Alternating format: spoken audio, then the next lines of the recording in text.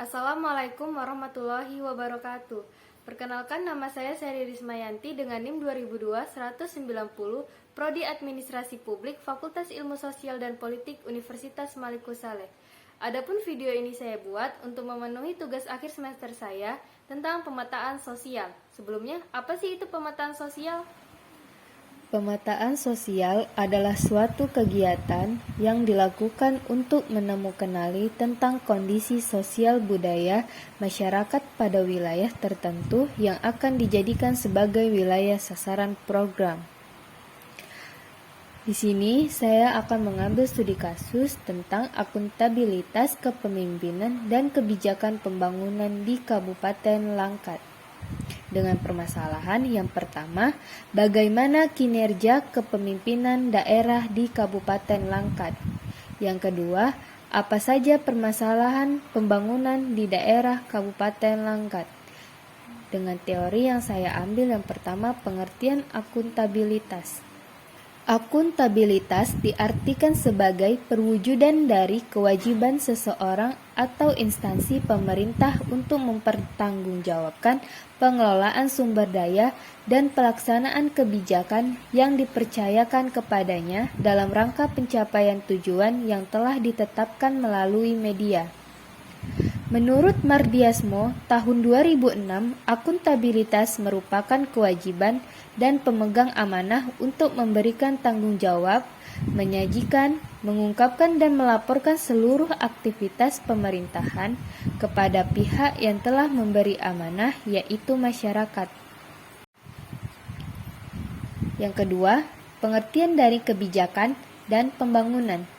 Kebijakan, menurut Novel tahun 2004, kebijakan merupakan serangkaian keputusan atau tindakan sebagai akibat dari interaksi terstruktur dan berulang di antara berbagai aktor yang terlibat, berbagai cara dalam merespon, mengidentifikasikan dan memecahkan suatu masalah yang secara politis didefinisikan sebagai masalah publik.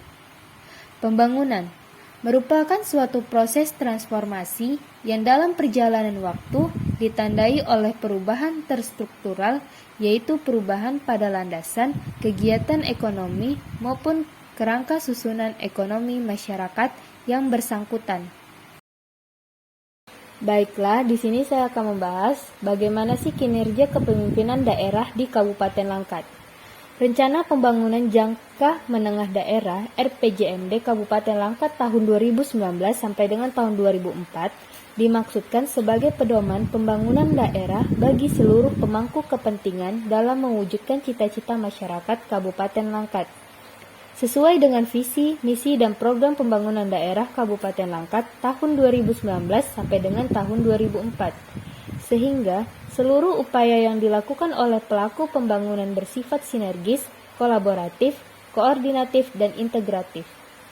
Tujuan dari penyusunan RPJMD Kabupaten Langkat tahun 2019 sampai dengan 2004 adalah: yang pertama, sebagai pedoman bagi seluruh perangkat daerah di Kabupaten Langkat dalam menyusun rencana strategis perangkat daerah tahun 2019 sampai dengan tahun 2004. Yang kedua, sebagai pedoman pemerintah Kabupaten Langkat dalam melakukan penyusunan RKPD.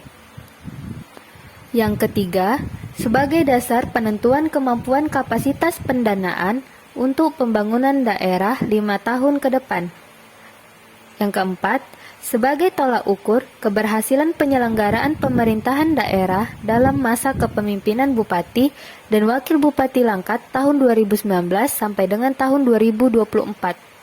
Yang kelima, sebagai instrumen pelaksanaan fungsi pengawasan DPRD Kabupaten Langkat dalam mengawasi penyelenggaraan pembangunan daerah dan menyalurkan aspirasi masyarakat sesuai dengan arah kebijakan yang telah ditetapkan dalam peraturan daerah tentang RPJMD. Dan yang terakhir, yang keenam, sebagai bentuk perwujudan integrasi, sinkronisasi, dan sinergi antar pemangku kepentingan dan antar fungsi pemerintahan baik pusat maupun daerah. Selanjutnya, saya akan membahas apa saja sih permasalahan pembangunan daerah di Kabupaten Langkat. Permasalahan terkait program pembangunan daerah pada bagian ini dirumuskan berdasarkan telaah sasaran pokok RPJPD Kabupaten Langkat. Dirumuskan beberapa permasalahan pembangunan daerah sebagai berikut. Pertama, masih rendahnya kemandirian orang muda Kabupaten Langkat. Yang kedua, kurangnya lapangan kerja. Yang ketiga, rendahnya kualitas layanan pendidikan. Yang keempat, rendahnya derajat kesehatan masyarakat. Yang kelima, masih rendahnya peran dan perlindungan terhadap perempuan dan anak. Yang keenam, masih rendahnya kinerja transportasi. Yang ketujuh, meningkatnya resiko akibat bencana. Kedelapan, menurunnya kualitas lingkungan hidup. Yang kesembilan, menurunnya kualitas lingkungan perumahan dan pemukiman. Yang kesepuluh, kurangnya aktivitas ekonomi masyarakat berbasis potensi lokal. Yang kesebelas, menurunnya volume perdagangan komoditas unggulan daerah. 12. Menurunnya kelestarian sumber daya hayati. Dan yang 13, rendahnya kualitas layanan publik serta kurangnya stabilitas, ketertiban umum dan ketentraman masyarakat, kesadaran politik dan hukum penyelenggaraan pemerintah yang belum sepenuhnya bersifat efektif.